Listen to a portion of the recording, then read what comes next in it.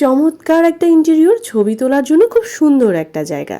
আমাদের দেশের অর্ধেকেরও বেশি মানুষ এখন ব্যস্ত হচ্ছে আলামিন ভাইয়ের বিয়ে নিয়ে। 1500+ রিল শেয়ার করে ফেলেছে, কিন্তু এখনো পর্যন্ত তাদের হলুদ মাখামাখি শেষ হলো না। আর এইদিকে আমরা গোটা একটা জাতি অপেক্ষায় আছি কবে তাদের বিয়ের আনুষ্ঠানিকতা শেষ হবে। হ্যালো এভরিওয়ান, আসসালামু আলাইকুম। ওয়েলকাম করছি আমার ছোট্ট পরিবারে। সবাই যেখানে বিয়ের দাওয়াত নিয়ে ব্যস্ত, আমরা সেখানে বসে না থেকেই চলে আসলাম সুন্দর একটা রেস্টুরেন্টে। বেশ কিছুদিন থেকেই আমাদের বাইরে ডিনার করার টাইম হয়ে উঠছিল না, আর আমার মেয়ে আর আমার হাজবেন্ডের কিছুদিন পর পর রেস্টুরেন্টে না খেলে তাদের মন ভালো থাকে না। তো এই জন্যই তাদের মন ভালো করার জন্য আজকে আমরা চলে আসলাম সুন্দর একটা রেস্টুরেন্টে। আপনারা যারা সুন্দর সুন্দর ছবি তুলতে পছন্দ করেন তারা এই রেস্টুরেন্টে আসলে আপনাদের মাথা খারাপ হয়ে যাবে। এত চমৎকারভাবে লাইটিংগুলো সেট করা। নর্মালি যে কোনো জায়গায় খাবার আসতে একটু টাইম লাগে, তো আমরা সবার আগে আগে মেনুটা চেক করে নিয়েছি, তারপর খাবার অর্ডার করে দিয়েছি।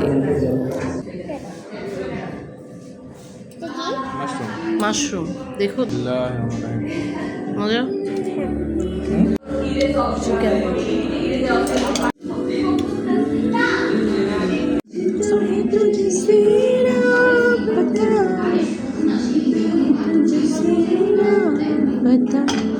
কয়েকটা খাবারই আমরা ওখানে ট্রাই করেছি, মোটামুটি সবগুলো খাবারই খুব ভালো ছিল। আর আমার কাছে মনে হয় এনভায়রনমেন্ট যদি ভালো হয় তাহলে ওখানকার সব কিছুই ভালো লাগে।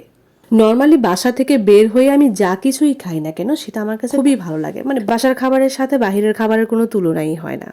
আমরা প্রচুর পরিমাণে বাহিরে খাওয়া দাওয়া করি। এখন অনেকেই আবার বলবেন যে বাচ্চাদেরকে এত বেশি বাহিরের খাবার দেওয়া ঠিক না। হ্যাঁ, এটা আমরাও জানি, কিন্তু কিছু কিছু টাইমে বাচ্চাদের জন্যই আসলে বাহিরে যাওয়া লাগে। হ্যাঁ, এখন কোনো বাচ্চাই আসলে ওরকমভাবে খেতে চায় না। আর আমার কাছে মনে হয় একেবারে না খেয়ে অসুস্থ হয়ে থাকার চেয়ে যে কোনো কিছুই অল্প হলেও খাওয়া ভালো।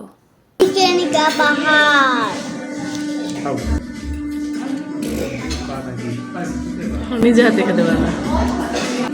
এই রেস্টুরেন্টটা অনেক ছোট কিন্তু ইন্টেরিয়র অনেক সুন্দর।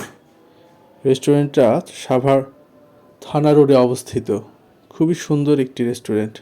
এখানে আমরা অনেকটা সময় অনেকগুলো আইটেম খেলাম এবং অনেক মজা করলাম। ধন্যবাদ সবাইকে।